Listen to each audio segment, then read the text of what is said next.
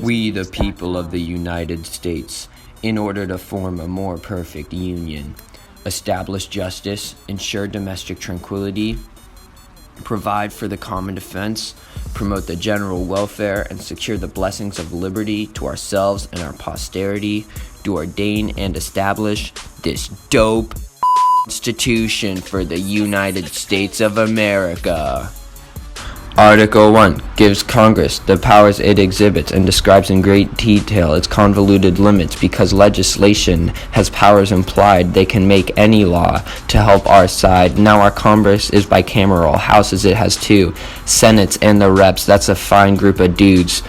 And women, shout out Jeanette Rankin, first Congresswoman.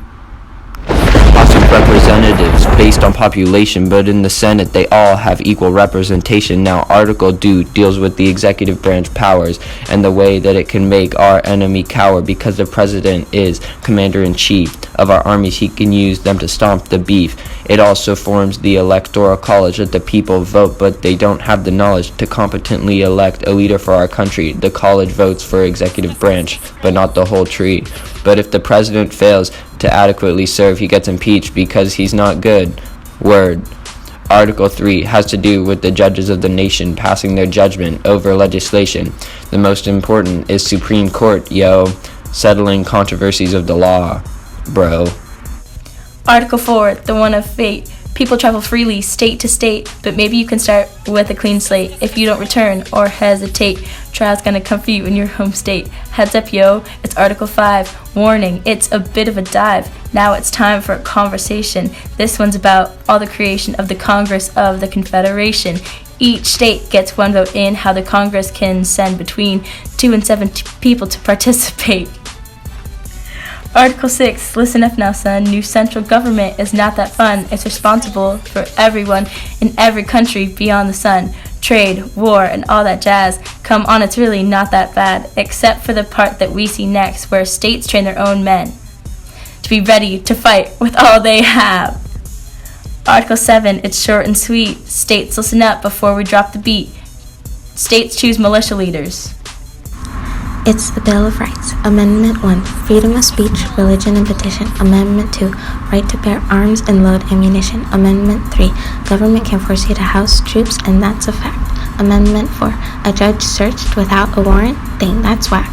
Amendment 5 and 6 deal with the rights of an accused. 7, calls for a jury in a civil case where money is used. Amendment 8, the government's punishments can't be unreasonable or cruel, and people have more rights than the Constitution says. Cool.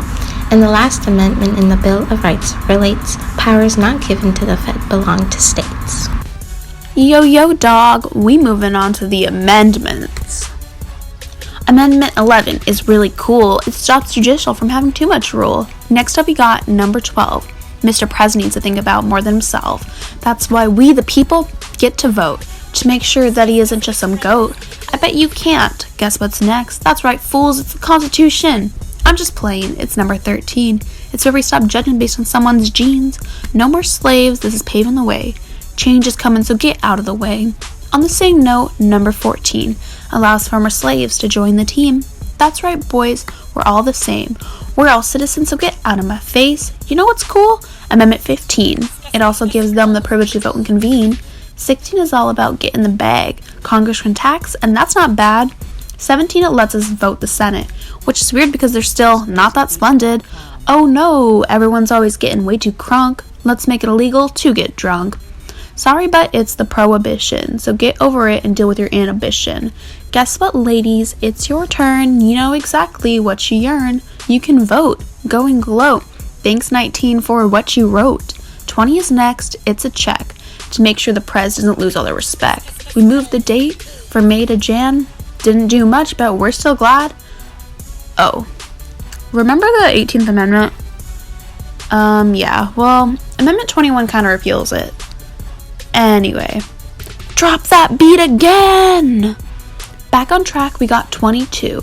This amendment is the move. 8 years only for each guy. Yep, that's it. George Washington, so fly.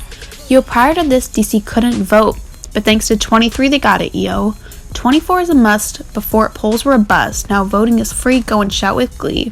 25, we're almost done. VP gets the power to take over if the pres is gone. Amendment 26 is pretty rad. It affects all of us just a tad.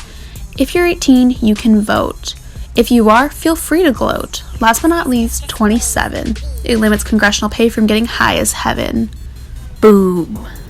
Now that's the Constitution that we brought for you. So I hope you paid attention Because we got a Kahoot! Ew.